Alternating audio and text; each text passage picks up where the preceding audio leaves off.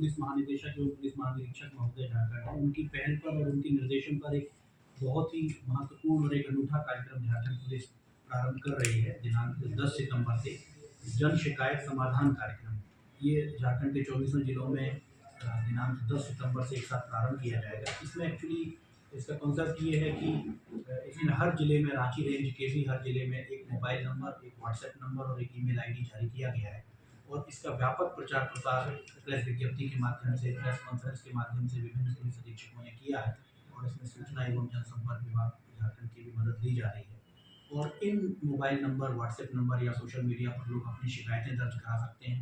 किसी भी प्रकार की शिकायत, अगर उनके कोई मामला दर्ज नहीं हो रहा है, उनकी कोई FIR दर्ज नहीं हुई है या उनकी कोई शिकायत पर कार्रवाई नहीं हुई है या कहीं उनको अड्डेबाजी की शिकायत करवानी है, कहीं ईवटीजिंग छेड़खानी का कोई मामला है या कहीं कोई ड्रग्स बिकने का मामला है या कोई भूमि संबंधी विवाद है, तो ऐसे किसी भी मामले में वो अपनी शिकायत दर्ज करा सकते हैं। एक तो ऑनलाइन माध्यम से भी। दूसरा, जन शिकायत समाधान कार्यक्रम में हर महीने में कैंप लगाए जाएंगे, जिसमें पहले कैंप की शुरुआत दिनांक 10 तारीख को हो रही है। ये हर जिला मुख्यालय पर रांची रेंज के 5 जिलों में हो रहा है। इसके अलावा मंडल लेवल पर भी हो रहा है, वहाँ पर भी जाकर के लोग अपनी शिकायतों को दे सकते हैं। उनकी शिकायतों का एक एक्नॉलेजमेंट नंबर उनको दिया जाएगा, एक पावती उनको दी जाएगी जिसमें एक नंबर होगा और उस एक्नॉलेजमेंट नंबर के आधार पर वो अपनी शिकायतों की ट्रैकिंग कर सकते हैं कि उनकी शिकायतों में क्या कार्रवाई हुई है। दूसरा, जो कंप्लेनेंट होंगे उनके मोबाइल पर भी जो है ये बताया जाएगा कि उनकी शिकायतों पर क्या कार्रवाई हुई है। तो इस प्रकार से बेसिकली लोगों को बहुत फ़ायदा होगा और इसमें समयबद्ध तरीके से इसमें काम किया जाएगा। हर शिकायत को रजिस्टर किया जाएगा, हर शिकायत का एक रजिस्टर में एंट्री की जाएगी और फिर उसके बाद क्या कार्रवाई हुई है ये आवेदनकर्ता को बताया जाएगा। तो ये जन शिकायत समाधान कार्यक्रम में शिकायतें ऑफलाइन भी ली जाएंगी और ऑनलाइन भी ली जाएंगी। इसके अलावा दूसरा इम्पोर्टेंट है कि इसमें शिकायतों को लेने के अलावा बहुत सारी जागरूकता के कार्यक्रम किए जाएंगे, जैसे 1930 का जो साइबर क्राइम की हमारी हेल्पलाइन है उसके बारे में जागरूकता, 112 के बारे में कि किसी भी प्रकार की पुलिस सहायता के लिए लोग 112 पर डायल कर सकते हैं। जो डायन विषाइन से पीड़ित हमारे क्षेत्र हैं झारखंड राज्य के, उनमें इससे संबंधित जागरूकता, इसके कानून से संबंधित लोगों को BNSS की जो हमारे नए कानून आया है उसमें है कि आप 0 FIR भी दर्ज कर सकते हैं, ऑनलाइन FIR भी दर्ज कर सकते हैं और ये अनिवार्य है थाना प्रभारी के लिए कि अगर दूसरे थाना क्षेत्र का मामला हो तब भी वो 0 FIR दर्ज करें और फिर संबंधित थाने को शिकायतें भेज दें। इसके अलावा मानव तस्करी से जो संबंधित मामले हैं, तो ये बहुत सारे ऐसे मामले हैं। विक्टिम कंपनसेशन स्कीम के बारे में लोगों को जागरूक किया जाएगा। इसके लिए डिस्ट्रिक्ट लीगल सर्विस अथॉरिटी के लोग भी इस जन शिकायत समाधान कार्यक्रम में रहेंगे, पैरा लीगल वॉलंटियर्स भी रहेंगे। तो ये एक ऐसा मंच है जहाँ न केवल लोग अपनी शिकायतें दर्ज करेंगे बल्कि बहुत सारे कानूनी मामलों में जागरूकता भी उनको दी जाएगी। तो ये एक बहुत अनूठी पहल है और मुझे लगता है कि इसका लोगों को फ़ायदा होगा। लोगों की शिकायत पहले रहती थी कि उन्होंने कोई शिकायत दर्ज की, फिर उस पर क्या कार्रवाई हुई इसका पता उनको नहीं चलता था।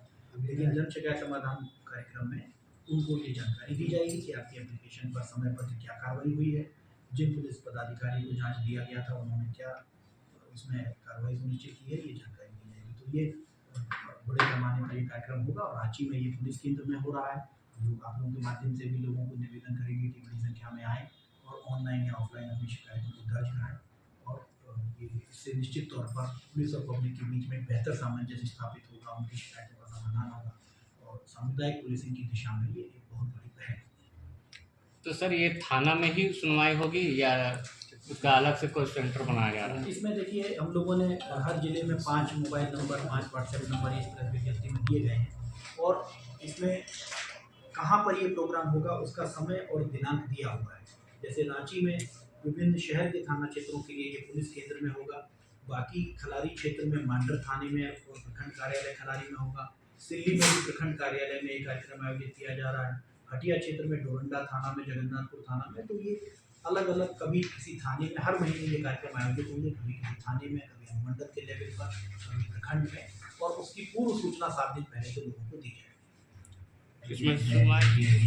उनको भी वहाँ से शायद वो अटेंड करेंगे और कोई ना कोई वरीय पदाधिकारी हर जिले मुख्यालय पर उपलब्ध होंगे और जो लोगों की शिकायतों को सुनेंगे। तो 10 सितंबर को आप लोग सुनेंगे खुद? बिल्कुल बिल्कुल। 10 सितंबर को जो टाउन में जो प्रोग्राम होगा, डिस्ट्रिक्ट हेडक्वार्टर पर जो प्रोग्राम होगा, उसमें मैं खुद रहूँगा। एक जिले में किसी में, एक में IGP साहब रहेंगे और अन्य किसी जगहों पर वरीय पदाधिकारी मौजूद रहेंगे। शिकायत दर्ज करने के लिए सर कुछ ईमेल एड्रेस या नंबर भी कोई इशू किए गए? बिल्कुल, इसमें प्रेस विज्ञप्ति में पांचों जिलों का जो मोबाइल नंबर है वो दिया गया है, उसका जो ईमेल आईडी है और व्हाट्सएप नंबर है, तीनों हम लोगों ने दिए हैं।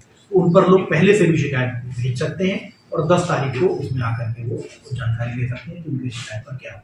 और जो लोग भी शिकायत दे रहे हैं वो अपना मोबाइल नंबर उसमें जिक्र करेंगे, उनको एक एक्नॉलेजमेंट नंबर मिलेगा और उसके आधार पर उनके मोबाइल से बताया जाएगा कि उसमें क्या कार्रवाई चलेगी।